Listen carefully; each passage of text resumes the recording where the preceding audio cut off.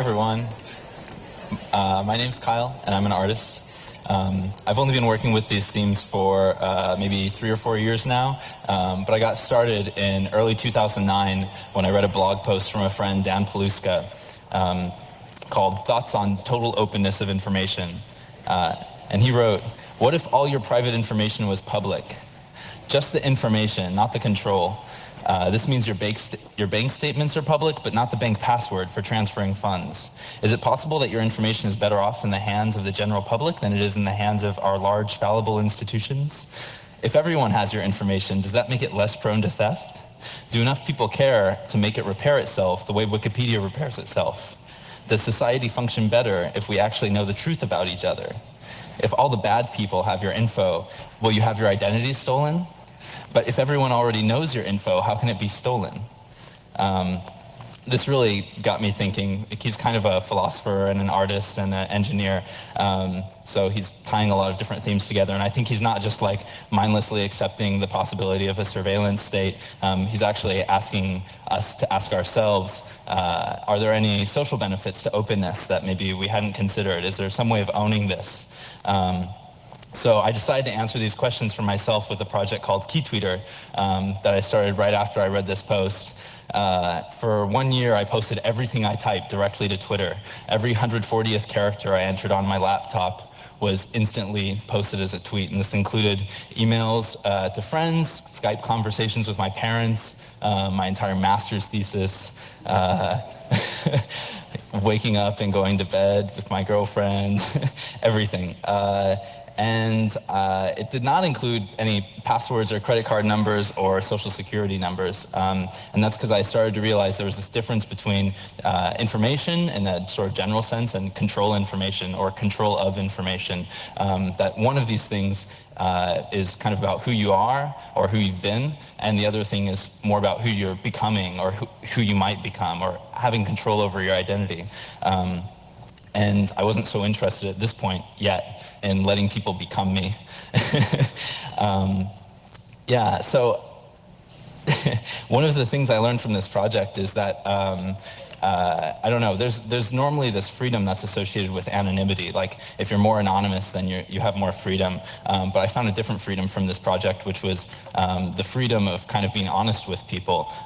I found that knowing that everything I was doing was posted completely in public, I didn't have any secrets to hide. There were no games to play with people. I didn't have to figure out, like, keep track of what I'd said to whom. I could just kind of be myself and be okay with that. But I'm not really espousing this idea of like, oh, you should have one identity, you should have this consistent thing that doesn't change, because over that year, like, I changed a lot. Like, from the beginning to the end, a lot of beliefs I had changed, a lot of things was working on changed, my friends had changed, my girlfriend had changed.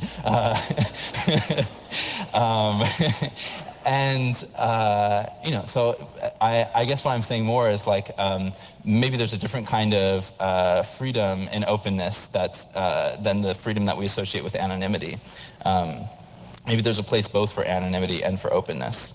After finishing KeyTweeter, I got really interested in some ideas around, some other ways of approaching sharing or openness of kind of what was happening in my sort of private, personal digital life. I started thinking about visual corollaries, like tearing away bits of my screen as I was using it. So whenever my mouse moved over something, then it would tear away a slice and kind of scrapbook it and post it online. Or whenever I clicked on something, advanced too far, there we go. Whenever I clicked on something, it would store a 32 by 32 pixel icon of what I'd clicked on, and I could see over the course of the day, a little bit of iTunes, a little bit of YouTube, a little bit of answering emails and writing code. And I was posting these with friends, and I'm still working on an app that allows people to see what everyone else is clicking on at the same time. After that, I worked with a friend, Theo Watson, on a project called Happy Things, where it was just a screenshot directly of your screen with you kind of composited in the corner, but the screenshot was taken and posted online whenever you would smile. So whenever you smiled at something on your screen, it would automatically post it. And we got everything from cat photos to animated GIFs. One guy just smiled at the Wikipedia page for Nicolas Cage. I think it's pretty funny too. So, but the most helpful thing I discovered was actually in this time lapse of myself actually turning it around instead of looking at the screen, just looking at myself with the webcam. I took a photo every minute. And I was expecting that maybe there would be something about my face that was revealing my interactions with other people that would kind of do the same thing that KeyTweeter had done, that would reveal something about the way that I was working with people, or that way I was using technology, the way technology was mediating my interactions. But what happened instead is I noticed I just always have this face, like, it's like this computer face. It's this blank stare. And it's there throughout the whole day. I think one of these photos I'm smiling, kind of. But this really freaked me out. I thought, is this really like what technology is doing to me? Is this is this what's happening on the other side of the screen? And I thought, well, what I should do is I should go do some research and find out if other people have this face or not. So I went to the Apple store in Manhattan, tried to find a nice public space to take some photos, which happens to be legal, as was discussed earlier. And I found out it's the exact same situation for everyone else. I automatically posted thousands of photos to Tumblr over the period of a few days. And everyone's wearing the same face. We're all looking at computers the same way. But Apple didn't really feel the same way about this as I did. And a few days after posting the video, kind of wrapping up the project, I got a visit from the Secret Service at 8 a.m. and they executed a search warrant confiscating my laptop. And anyway, so I moved on to the next project. I've been exploring a lot of things with face tracking for maybe a year up to that point. So I started working just as they confiscated my laptop, I started working with a friend, Arturo Castro, on this idea called face substitution, where we were replacing people's faces in real time. One of the reasons we were interested in this is just it was really cool looking effect. It was like really surreal to see your face substituted in real time with all your expressions and movement and motion. And we were just kind of psyched for this crazy effect that we were getting. But the more that we played with it, we started to see these repercussions kind of back to these other themes of privacy and surveillance. We started implementing this idea from Philip K. Dick called the scramble suit, which is this replacement that's a composite of lots of different people simultaneously. So you get the impression of talking to someone without actually knowing who you're talking to. But my favorite project was from this student, Keith LaFuente at CMU. Arturo and I, we posted all the code for face substitution online so anyone could kind of take this technique and appropriate it and reinvent how they wanted face tracking to be used for themselves with their own creative projects. Keith did this really great project called Mark and Emily, where he takes on both the roles of Mark and Emily, generic and normal couple, maintaining a long-distance relationship over Skype. And he said the work was inspired by a conversation with his mother, who encouraged him to continue abiding by heteronormative standards even after coming out to her. So he sees that as a critique of the limitations of heteronormality. And he's using this technology to replace his face and give him this kind of mixed identity that allows him to address something that's very personal to him, but also kind of this interesting cultural and political thing. And this is the way that he wants to use face tracking and the way he wants to use these technologies that are normally associated with surveillance and have privacy concerns for the rest of us. And it's especially interesting to see Keith doing this work coming from CMU. I think this was about a year and a half or 2 years ago, because CMU is one of the places where some of the most important face tracking research has been done recently. Alessandro Acquisti did this wonderful project where he determined that by taking photos of you in a public space, he could cross-correlate that to information taken from public digital information and determine your social security number. So I'm just curious, actually, who knows this research? Anybody here? All right, cool. That's the most I've seen in any crowd. That was almost half the audience. And this, I don't think most people realize how direct this connection is. But this is the other end of the spectrum of, we have some artists on one end hacking on possible creative applications of face tracking, and then we have kind of security researchers on the other end, or computer vision researchers hacking on this approach. And we don't see this kind of technology very often in public spaces. or we don't maybe just know, maybe we don't know the capabilities of this technology. You know, it's not super obvious, like, you know, with the more digitally oriented stuff like people are doing Prism, or the more like physically oriented stuff like Trapwire. It's not always obvious like what the exact capabilities are. They're kind of, sometimes they're hidden in secret documents, and sometimes they're, you know, leaked. And but there are some things that happen in public spaces, like Scene Tap has been used for a few years now to figure out, you know, who is going to the bars, what is the makeup of the people in this bar. You can check in advance to find out, you know, is this going to be a good scene or not.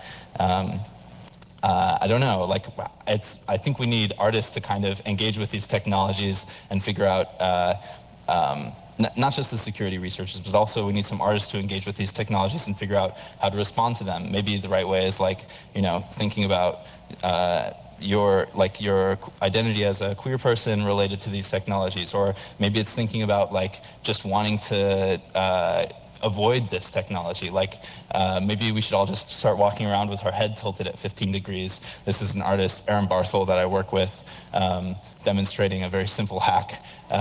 And this is a movement currently in Berlin. People are walking around with their head tilted at 15 degrees to avoid face tracking. Or we can go a little further. There's CV Dazzle from Adam Harvey. This is another technique for avoiding face tracking using kind of creative makeup application and fashion. This is, again, from an artist. Like, this is a reinterpretation of these same technologies. I really like projects like CV Dazzle because they represent this creative response to this technology rather than just, you know, denouncing it or complaining about it. I think some other Berlin-based artists, Dania Vasiliev, Julian Oliver, Gordon Savicic, are doing really interesting work in the space of appropriating surveillance technologies and reinterpreting them. So Newstweak is an example of one of their projects. They have a small router that they put in the corner of the room at a cafe, and it takes all of the unsecured wireless traffic, and it does a man-in-the-middle attack on it, and it replaces news headlines, basically. So you're browsing the cafe internet, and you just discover suddenly, apparently Assange is wanted for the Defense Department. This is still running in many cafes around the world, actually. Not many people know about it. It's been running for a year or so. Yeah, they've also done this project, the Transparency Grenade, which is really nice, where this device intercepts unsecured traffic, but instead of transforming it or translating it, it just keeps a record and archives it for later analysis. So it's meant to be triggered in private meetings. It's a tool for leaking data, sort of like surveillance, this idea of reversing surveillance technology to observe the people in power. Yeah, I can't imagine actually sneaking this into a meeting, but I think that's part of the point. Yeah, one more reversal, I'll finish with this. 2 years ago, it became clear that, 2 years ago, I think, that Apple was storing GPS locations of every iPhone and sending the data back to their servers every now and then without really clear justification. They received really heavy criticism for this, and they responded by making the log a little shorter. And I really liked the kind of artistic response to this, or the creative response to this, which was Open Paths, which was partially Jer Thorpe worked on this. And the idea was just collect all that data and use it for research purposes, so that we could kind of take the data that was kind of already being acquired, like collected by Apple, and do something useful with it, like everyone was just speaking about in the last few sessions. It's interesting because Google was actually doing the same thing at the same time with Android phones, and they were using it to feed all of their traffic data on Google Maps, but for some reason it didn't get as much attention after it became clear that they were doing this. Yeah, and I only found out about that from a friend who's a security researcher in LA who told me that Google was tracking your phone location for Google Maps when he decided that he wanted to get home from work fast one day, so he spoofed all the traffic so that it would look like the road was really busy and no one took the road. I think that's why he didn't really write a report on it at the time, because he wanted, if he really needed to get home one day, he would just, press the script and then, anyway. All these things considered, I don't think there's much of a question, like someone just said during the last session, like there's not, this isn't something that we can stop at a dead, we can't completely reverse what we've done already. I don't think there's a question about the future of anonymity and surveillance. It's only going to get harder to be anonymous. There's too much of an incentive to know where people are at all the time, to know where people are and what they're doing at all times. And when you're in a position of power, it's tempting to believe that the more information you have, the more understanding you have about the people that you're observing. Yeah, one of the most dangerous parts for me, most uncomfortable parts for me about the Secret Service investigation was the feeling that I knew they were watching my email. They asked me at one point, "What is your password for your email account?" And I didn't know at the time that I didn't have to give it to them. So I just said, "Okay, here's my password." And but I stalled for a second because I'd done Keytweeter, and I thought, this is control information. This isn't just who I've been. This is actually the point where they get to decide who I am in the future if they so choose. This is the thing that determines who I am. So I stalled, but I gave it to them because I wanted to see what would happen. It turns out nothing really happened as far as I know. But I think it's really, it was really disturbing for me to think that, they were distracted by this huge collection of information and tried to find something that made sense into their conception of how they wanted me to be as an individual. Yeah, anyway, I'll just wrap it up. I think the only answer with all of this is to embrace surveillance, to creatively integrate surveillance into our lives, and spend some time being anonymous, spend some time oversharing, and figure out for ourselves kind of where the boundary lies for us, what the boundary between private and public is for each of us. And I think if you're in a position to make decisions about how people are exploring these topics, are treated, just remember that artists and troublemakers are always going to be important for pushing these boundaries and helping us understand where things break and where they work best. Thank you very much.